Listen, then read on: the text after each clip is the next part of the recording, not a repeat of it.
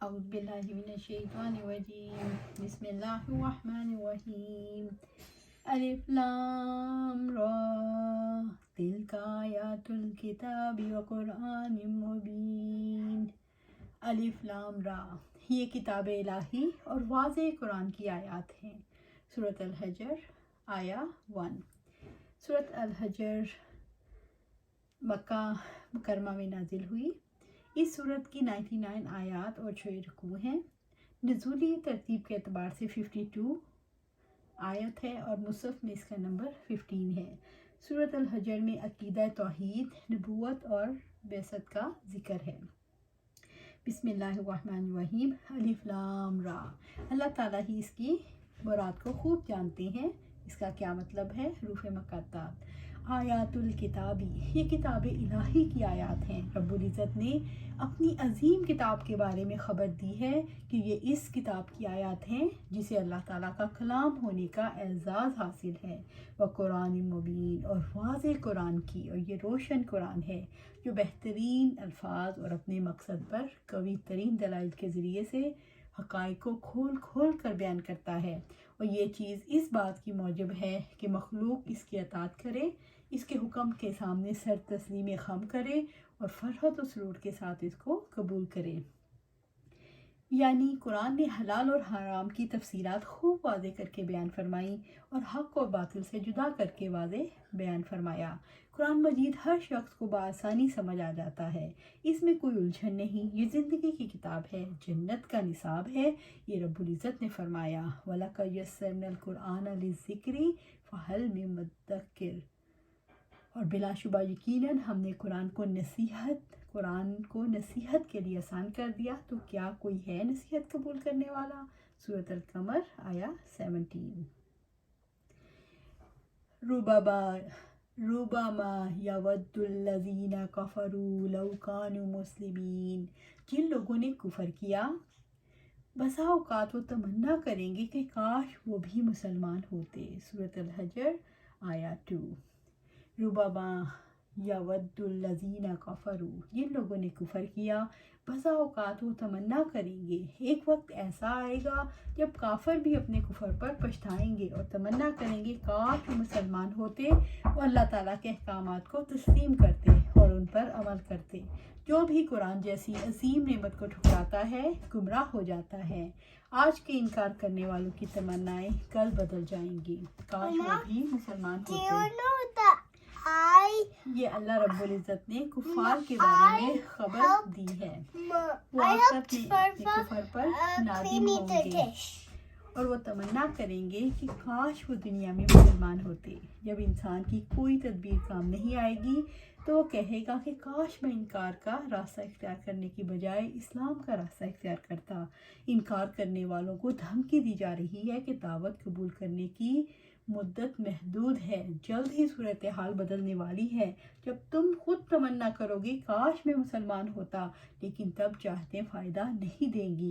رب العزت نے فرمایا، اور کاش آپ دیکھیں جب انہیں آگ پر کھڑا کیا جائے گا تو کہیں گے اے کاش ہم واپس بھیج دیے جائیں اور ہم اپنے رب کی آیات کو نہ جھٹلائیں اور ہم ایمان والوں میں سے ہو جائیں۔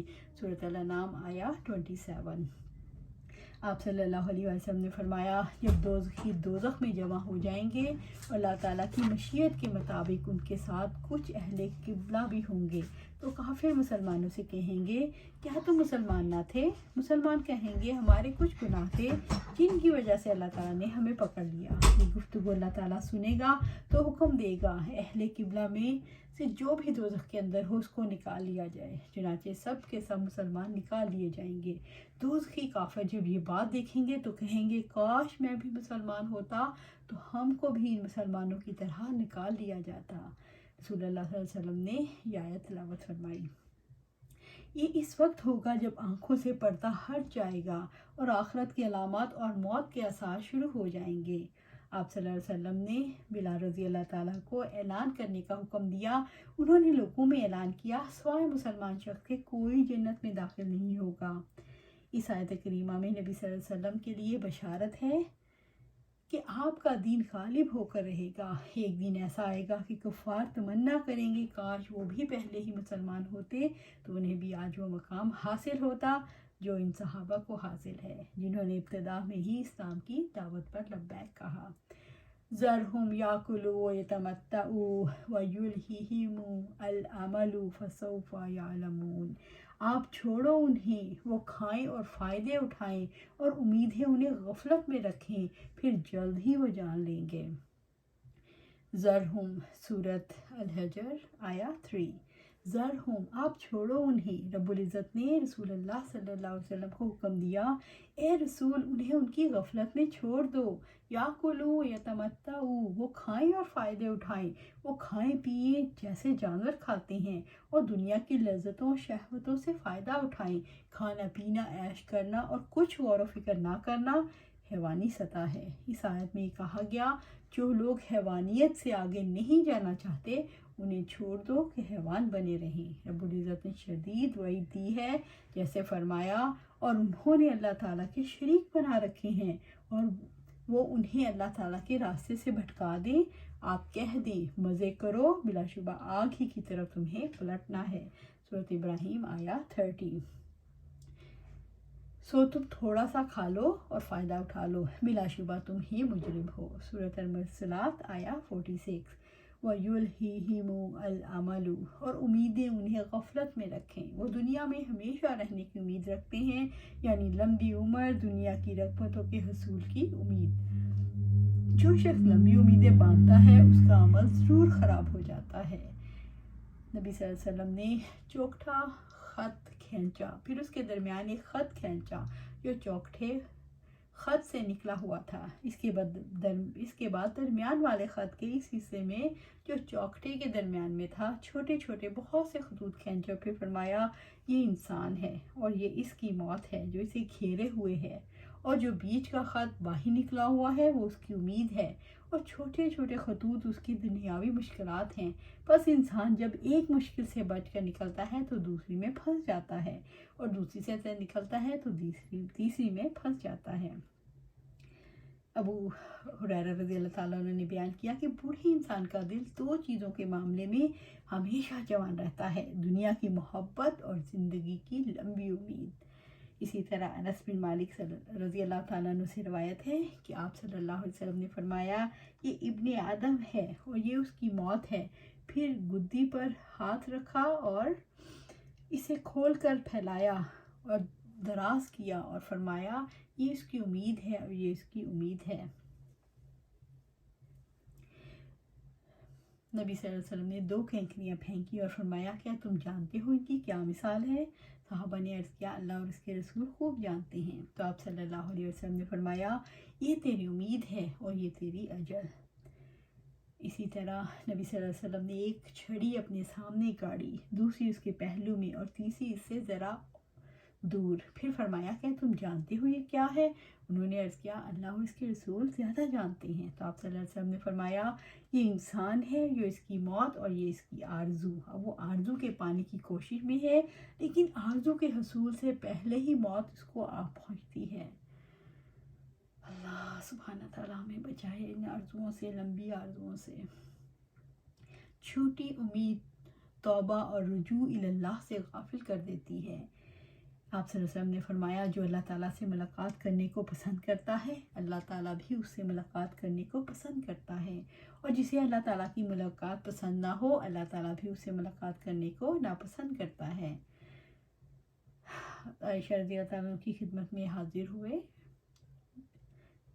ہانی، تو انہوں نے عرض کیا کہ اے امیر المومنین، میں نے ابو ہریرہ رضی اللہ تعالیٰ عنہ سے سنا کہ وہ رسول اللہ صلی اللہ علیہ وسلم سے حدیث روایت کرتے ہیں اگر واقعتاً ایسا ہے تو ہم ہلاک ہو گئے۔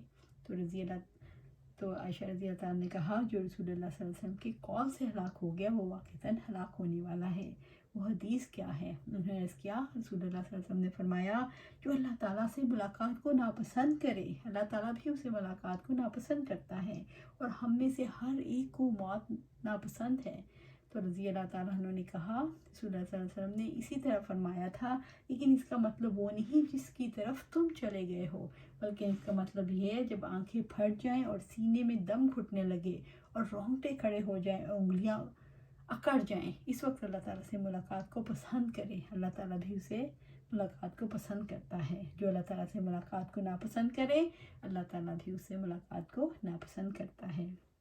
فسوف یعلمون، پھر جلد ہی وہ جان لیں گے، یعنی اپنے انجام کو عنقریب جان لیں گے۔ وہ جان لیں گے کہ ان کا موقف باطل تھا اور ان کے اعمال ان کے لیے خسارے کا باعث تھے۔ ابو ہریرہ رضی اللہ تعالیٰ عنہ سے روایت ہے کہ آپ صلی اللہ علیہ وآلہ وسلم نے فرمایا، 7 چیزوں سے پہلے نیک اعمال میں جلدی کرو۔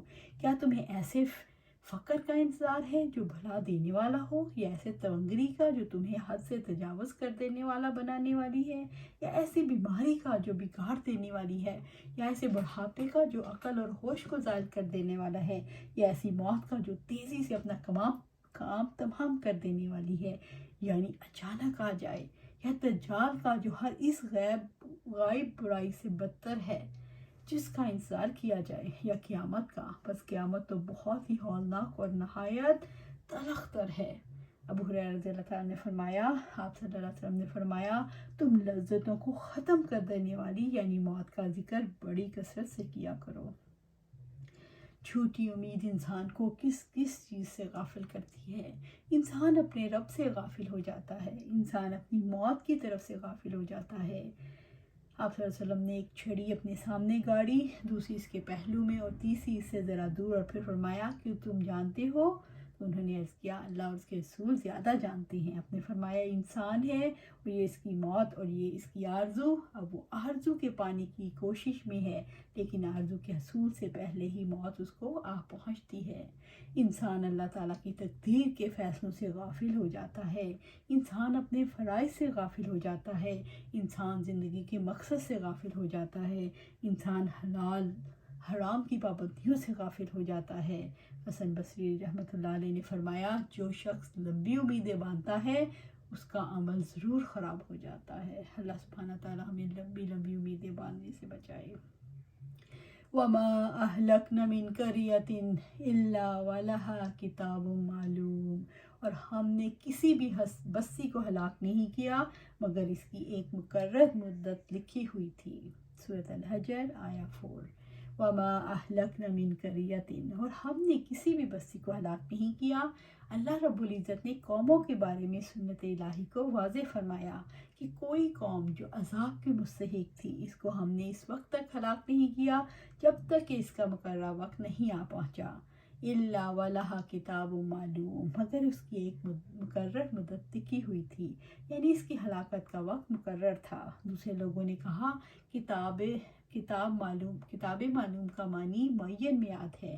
مہلت دینا اللہ تعالیٰ کا اختیار ہے۔ مہلت یا عذاب کا تعین لوگوں کے طرز عمل کے مطابق ہوتا ہے۔ جو قوم ایمان لے آئے اور نیکی کا راستہ اختیار کرے، دنیا میں نیکی اور انصاف کا نظام جاری کر دے تو مہلت دراز ہو جاتی ہے، اور جو قوم برے راستے اختیار کرے جس میں بھلائی کم ہو جائے، جس سے خیر کی توقع نہ رہے، ایسی قوم انجام کو پہنچ جاتی ہے، یا تو اس کا وجود ختم کر دیا جاتا ہے یا اس کو کمزور کر دیا جاتا ہے۔ جن اقوام کو زمین میں عروج نصیب ہوتا ہے ان میں خیر کے کچھ پہلو ضرور ہوتے ہیں، یا تو وہ دنیا کی آبادی اور تعمیر کے اچھے کام کرتی ہیں یا عدل کرتی ہیں، خواہ وہ محدود نقطہ نظر کے مطابق ہی کیوں نہ ہوں۔ جب بھی خیر ختم ہو جاتا ہے تو قوم ختم ہو جاتی ہے۔ وَمَا أَهْلَكْنَا مِنْ قَرْيَةٍ إِلَّا لَهَا مُنذِرُونَ، اور ہم نے کسی بستی کو ہلاک نہیں کیا مگر اس کے لیے کئی ڈرانے والے تھے۔ سورۃ الشعراء آیہ 208۔ مَا تَسْبِقُ مِنْ أُمَّةٍ أَجَلَهَا وَمَا يَسْتَأْخِرُونَ، کوئی امت اپنی مقررہ مدت سے آگے بڑھ سکتی ہے اور نہ پیچھے رہتے ہیں۔ سورۃ الحجر آیہ 5۔